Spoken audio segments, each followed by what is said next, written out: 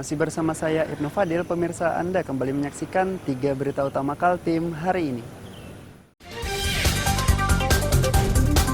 Gara-gara kecanduan narkoba dan judi online, seorang pria di Tarakan nekat membobol sejumlah mobil.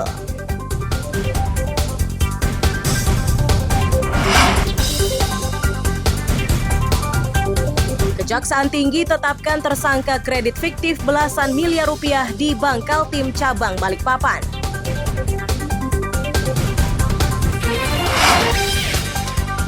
Pabrik rokok di Samarinda kini jadi incaran Badan Pendapatan Daerah.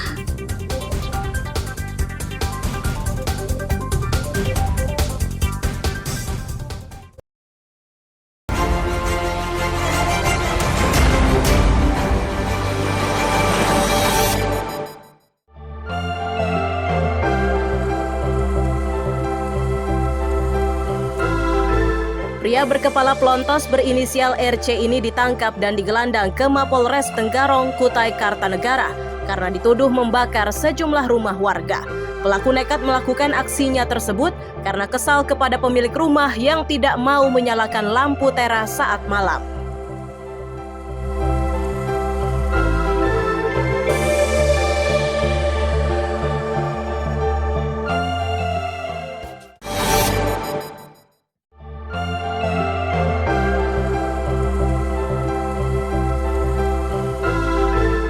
Presiden Republik Indonesia Joko Widodo meresmikan Istana Negara yang berlokasi di Sepaku Penajam Pasir Utara. Kegiatan tersebut diiringi penyerahan sertifikat lahan istana dari Menteri ATR BPN kepada Mensesnek, serta dilengkapi dengan penandatanganan prasasti Istana Negara oleh Presiden.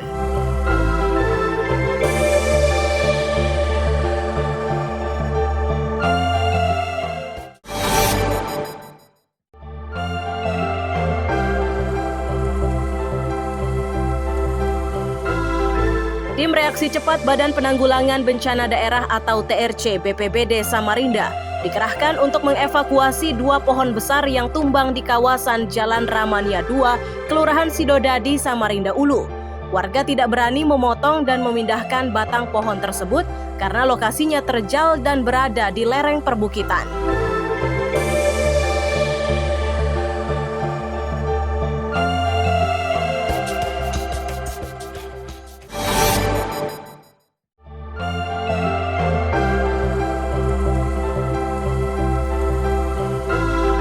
Mengerahkan alat berat, Badan Penanggulangan Bencana Daerah bersama Dinas Pekerjaan Umum dan relawan bekerja cepat untuk membuka aliran air di kawasan Sungai Kapih, Sambutan, Samarinda.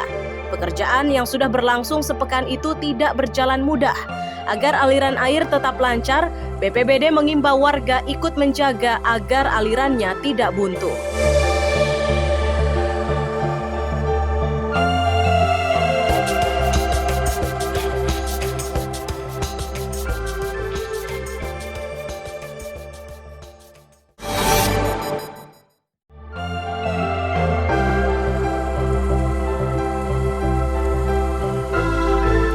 Seorang pria berinisial JM digelandang ke Mapolsekta Samarinda Kota usai dilaporkan istrinya atas tuduhan dugaan pencabulan terhadap anak tirinya yang masih berusia 15 tahun. Kepada polisi, pelaku mengakui perbuatan bejatnya tersebut. Jika terbukti bersalah, JM terancam hukuman 15 tahun penjara.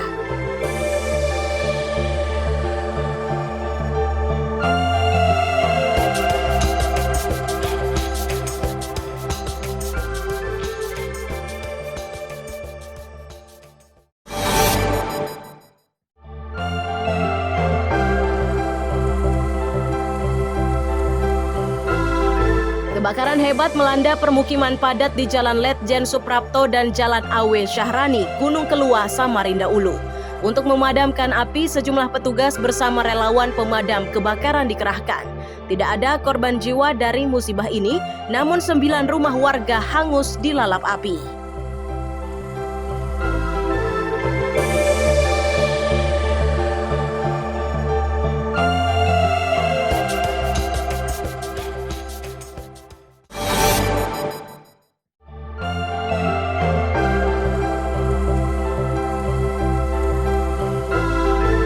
Wanita berinisial EW ini berurusan dengan polisi di Tarakan karena dilaporkan mencuri logam mulia atau emas antam milik teman dekatnya.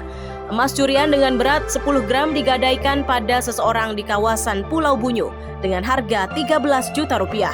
Akibat perbuatannya, pelaku terancam hukuman 5 tahun penjara.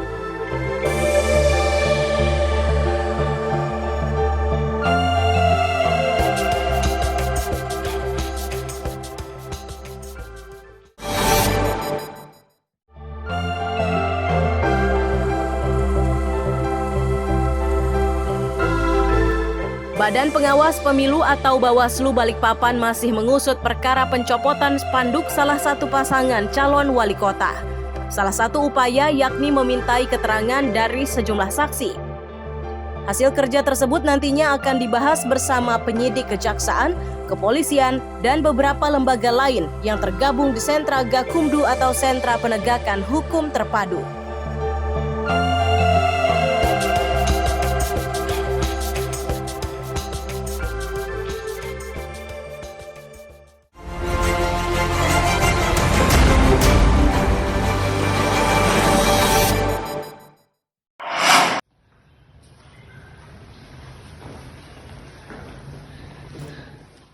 Pria yang digelandang oleh petugas Kejaksaan Tinggi Kaltim ini merupakan tersangka dugaan korupsi penyaluran kredit pada Bank Kaltim Tara, wilayah Balikpapan.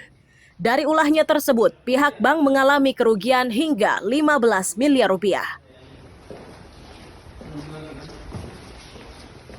Perkara tersebut bermula saat tersangka mengajukan pinjaman kepada Bank Kaltim Tara cabang Balikpapan dengan dalih untuk pengerjaan proyek perumahan di wilayah Donggala, Sulawesi Tengah.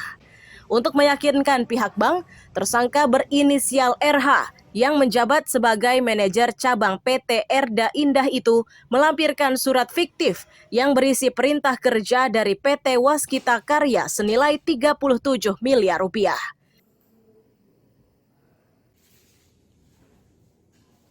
Adapun kasus posisi pada tahun 2020 sampai dengan 2021, Bank Kaltim Tara cabang Balikpapan menyalurkan kredit modal kerja kepada PT Erda Indah dengan nilai plafon kredit sebesar 15 miliar yang dibuat seolah-olah PT Erda Indah mendapatkan kontrak pekerjaan proyek pembangunan hunian tetap di Desa Lompio, Kabupaten Donggala, Sulawesi Tengah dari PT Waskita Karya.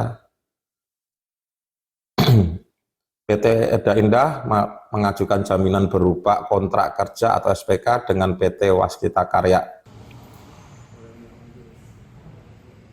Sebelumnya, penyidik Kejati juga sudah menyita sejumlah aset milik tersangka di daerah Depok, Jawa Barat dan di Malang, Jawa Timur. Pelaku yang sudah ditetapkan menjadi tersangka itu terancam hukuman 5 tahun penjara. Iswanto melaporkan dari Samarinda.